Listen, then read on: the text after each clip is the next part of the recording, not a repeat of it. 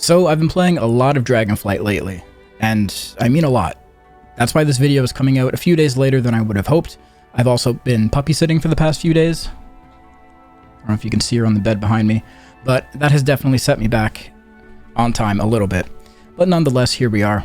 I'm going to record this video for you guys tonight. It's going to be pretty basic. I'm not going to do any crazy editing. This is just going to be me telling you guys about some builds that you can use once you hit level 70 for different types of content. Now, just so you guys know, I am going to have cheat sheets for all of these builds. You can find them in my Discord. The link to the Discord will be in the description below. And basically, this is what they look like. It shows the talent build, your recommended stats, kind of some pointers on the rotation, and yeah, just some optional swaps you can make in terms of talents, some tips that you need to focus on. You know, basic stuff that you can have on your second monitor, and you know, as you're playing, as you're doing dungeons or whatever, you can kind of glance at it and just remind yourself how to play. There will be a cheat sheet for all of these builds in my Discord. Again, link is in the description. So the first build we're going to look at is the level 70 Mythic Plus dungeon build. So on the right side, nothing insane going on here. All the stuff you probably had at level 60 with a few extra additions, right? You're taking Fellblade, you're going down to get Collective Anguish, you're getting the Hunt with the modifier, Unnatural Malice, you're taking Darkness, you're taking the Chaos Nova modifier. You're going to go down here and get Charred Warblades into Sigil of Misery.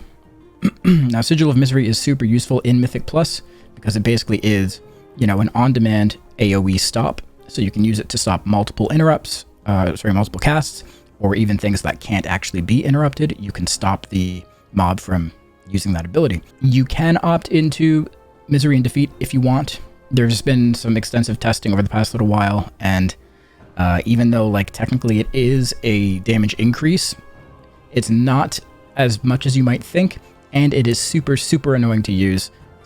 Honestly, not worth the hassle.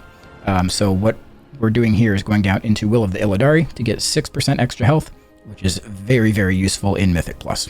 Now, when you go into the spec tree, this is basically a Throwglaive build with Momentum and Essence Break. So things to note are we're going all the way down the left side. We're getting Initiative, Unbound Chaos, Tactical Retreat, Momentum, Know Your Enemy, and Essence Break. We're also going down the right side, getting all the Immolation Aura talents, all the way down to Any Means Necessary.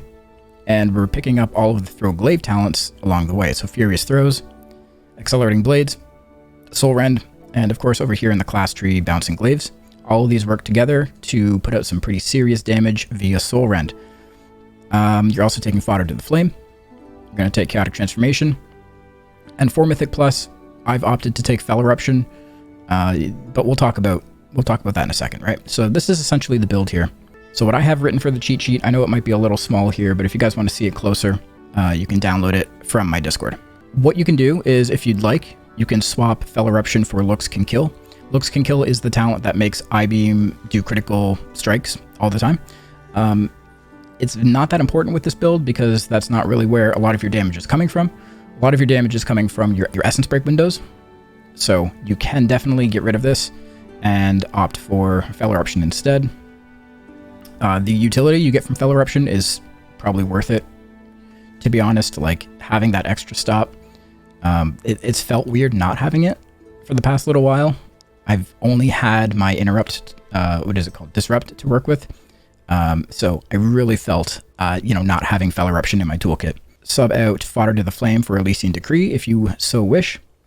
Elysian Decree is going to be more upfront damage, more burst damage, whereas Fodder is just pretty good because you can actually line it up with your Essence Break window. So you get that, 20% damage increase from the Demon Soul that you can pick up, as well as your Momentum buff, as well as the Initiative buff, as well as the damage increase from Essence Break, right? You're stacking all those together, and you're getting pretty crazy damage. And Fodder to the Flame actually procs more often than you might think. You might be thinking back to, like, the Necrolord version that, you'd get it all the times that you didn't need it, and never when you did need it. But this Fodder seems to be a little different. You pretty much have it every single pull. So Fodder to the Flame is definitely pretty good, but early on in the expansion, or even just doing like Mythic Zeros or whatever, you can definitely take Elysian Decree if you wish. The other thing is, it's just another button. You have to find a keybind for it. So you can also swap Momentum with Chaos Theory. So you would basically just swap this with this. Not recommended, to be honest, but you can do it. Other people do it. It's a thing. But essentially, you're just giving up 8% extra damage. You're still playing your rotation the same. You're just losing that extra damage, right? So you could opt out of Ragefire and just take Glaive Tempest instead. Ragefire has had a lot of nerfs over the past month or so. Not just a Ragefire, but Immolation Aura and the various things that feed into it. So not to say that it's bad anymore. Ragefire is still very, very good, especially with Any Means Necessary. But hey, if you want to play with Glaive Tempest, that's probably what you would give up to get it. So you could, get rid of Momentum, get Chaos Theory, and that would be the only way that you can actually get Glaive Tempest, right? So you're giving up Momentum, and you're giving up Ragefire to get Chaos Theory and Glaive Tempest. So it's a choice you have to make. Depends on what you want to do. So the main idea with this build is optimizing your Essence Break windows. As you can see, I have on the cheat sheet, Essence Break window is most important. So essentially what you're doing is Eye Beaming to enter Demonic, which is turning your Chaos Strike and Blade Dance into Annihilation and Death Sweep. Then you're going to Vengeful Retreat and Essence Break on the same GCD, kind of, almost. We'll go over that in a second. And then you're going to get back in melee range, somehow. Either you're going to Fel Rush back in, or you're going to Fel Blade back in, or you're actually Vengeful Retreating over the mobs so you don't get out of melee range. Whatever works for you, whatever you're able to do in the moment, that's what you should do. Once you're back inside melee range, you're going to Death Sweep. That's the most important thing. Inside of the Essence Break window, you always want to make sure you get a Death Sweep. And then you're going to fill with Annihilations. And that's it. Then the Essence Break window should be over. And then after that, you're in your rotation, you're in kind of your down phase. So you're still going to get, a Vengeful Retreat in the meantime. You're still going to have your Throw Glaive charges, everything else. It's just not your Essence Break window. So this is like your down phase. And then, eventually everything should come back up. It should all line up. And you could do that Essence Break window again. So the other thing with this build is we are using Throw Glaive rotationally. We've taken all the Throw Glaive talents, and all of that is feeding into Soul Rend to do pretty insane damage. So the rule of thumb with this is basically you never want to overcap. You're going to have 2 charges. You never want to just be sitting on 2 charges. Throw Glaive is always going to take precedence over something like a filler Chaos Strike, unless it's like in the Essence Break window, in single target at least. Then obviously you're going to, use an Annihilation over a Throw Glaive in single target, but once you get into AoE situations, definitely you want to be paying attention to your Throw Glaive charges and making sure you're not sitting on 2, because you'd be surprised how much damage it actually does. And it's also like just super good because we actually have utility now where if we get kind of pushed out of melee range and we can't hit the enemy, we're not in melee range to like use our abilities, we have things in our toolkit now to actually make up for that, because Throw Glaive does some pretty decent damage, and we also have Sigil of Flame. Now the recommended stats that I think you should use for this build would be Crit, Mastery, into Haste. The reason we want to go with Crit is because of Know Your Enemy. So gain critical strike damage equal to 80% of your critical strike chance. So the more crit you have, the more crit damage you're going to do. And then we also have Any Means Necessary, turning all your abilities that do damage in other schools of magic into chaos damage. So things like Immolation Aura, the Hunt, your Sigil of Flame, anything that's not chaos damage already is getting transferred into chaos damage via your mastery, and its damage is being increased from your mastery as well. So that's why we want to go with those 2 stats. And then, we want a decent amount of haste, not an insane amount anymore, not with this build at least, but you do still want to have a decent baseline amount, so you're not sitting there twiddling your thumbs. So now let's go over what the Essence Break window kind of looks like. This isn't going to be the opener. This is just what the Essence Break window looks like. And after this, we'll go over the opener. So first thing is you're going to want to get into Demonic. Then you're going to Vengeful Retreat and Essence Break. Get back into melee range, Death Sweep, Annihilation, Annihilation. Right, so that's your big damage window. That's going to happen every 40 seconds. Now, like I was saying earlier, you might not always want to Vengeful Retreat backwards away from the mobs. Let's say you were fighting them right here. You could turn around like that, and then you're still kind of in melee range, right? You could stop your vault backwards with like double tapping your space bar and pressing glide, and you can get right back in. If you can do that, you're minimizing your downtime away from the enemies, and ultimately that's just going to be better. But if it's a situation where you can't do that and you have to go directly backwards, that's totally okay too. If you're going backwards, you can basically just Fel Rush in, or you can use Fel Blade to get back in as well. There's my dog. She's watching me. She wants my attention, but I have to get this video done. Sorry, puppy. So now for the opener. The opener is a little bit different. The main thing is we're going to be using Metamorphosis after our first Death Sweep to reset the cooldown on Blade Dance, and this happens due to Chaotic Transformation, and that allows us to get 2 Death Sweeps inside of our Essence Break window. So what you can do is you can use Sigil of Flame as you're running in there if you want. Right, we're going to Sigil of Flame, Immolation Aura, Fel Rush, the Hunt, I-Beam to get into Demonic, Vengeful Retreat and Essence Break, Death Sweep, Meta, Death Sweep, then you can just I-Beam again or throw Glaive. Simple as that. It's a lot of buttons to press quickly, and I think if you're like new to this whole type of playstyle, the hardest part for you is going to be getting the feel for using Vengeful Retreat and Essence Break. What I like to do is I have them bound to basically different hands. So I have Vengeful Retreat on my mouse on one button that I press with my thumb, and then Essence Break is bound to R. So it's very easy for me, I find, to just press them both pretty quickly together. Not at the same time, but slightly delay Essence Break, so you're able to hit the mobs. If you press them right at the same time, some weird GCD stuff can happen and they overlap, and sometimes Essence Break might not trigger. So I would say, like, when you start vaulting back, give it like half a second and then hit Essence Break. So that's the opener. And I think that's all there is to say about this build. It's a lot of fun. It does a lot of damage. Pointers to give you. Don't forget to press Throw Glaive. Don't forget to use your sigils. They're not super important. You're not using Sigil of Flame on cooldown or anything, but it is a good fury generator as you're running into a pack. And in AoE, it actually does some decent damage. And yeah, don't forget to use Sigil of Misery. So now we have 2 raid builds to look at. I have aptly titled them the Zoomer build and the Boomer build. Again, cheat sheets for these are in my Discord, link in the description. First, let's look at the Zoomer build. So this one is pretty similar in a way. The difference here is you're just not taking the right side. It's going to play the same way as the Mythic Plus build that I just showed you, but you're just not taking all the Throw Glaive talents. You can forget about those. And we're going down the middle instead. So we have Shattered Destiny, Cycle of Hatred, Inner Demon, and we're taking Demonic Appetite and, you know, Chaos Theory. So let's pull up the cheat sheet for this one. So optimal talent swaps, you can do Isolated Prey for Netherwalk. So that's this talent here, Isolated Prey. Basically, it in single target, it makes your I-Beam do 25% increased damage, and it makes your Fel Rush basically a fury generator. It generates anywhere from 25 to 35 fury. Pretty useful. Very easy to forget about because it's not a thing we've had in the past, at least not in PvE. But in a pure single target boss fight, it's very, very useful to have. But if you happen to need Netherwalk for some specific mechanic, you can definitely get rid of Isolated Prey and just put your point into Netherwalk. So the cheat sheet for this is, like I said, kind of the same thing. Essence Break window is most important. I-Beam to enter Demonic, Vengeful Retreat and Essence Break. Prioritize Death Sweep inside of Essence Break. Fill with Annihilation.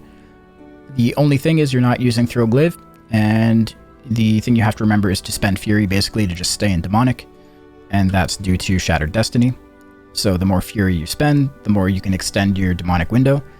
And Cycle of Hatred, yeah, just, you know, Blade Dance and Chaos Strike and Glaive Tempest, which we're not taking in this build, but those 3 abilities reduce the cooldown of I-Beam by 1 second. The more you can reduce the cooldown, the more often you can I-Beam, which means the longer you stay in Demonic. Again, we're also taking Fodder to the Flame. In a pure single target situation, Fodder is much better than Elysian Decree by quite a bit, so just keep that in mind if you're thinking about swapping that one. And yeah, you're going to be using Vengeful Retreat for initiative, to gain Fury, and to get that extra crit chance.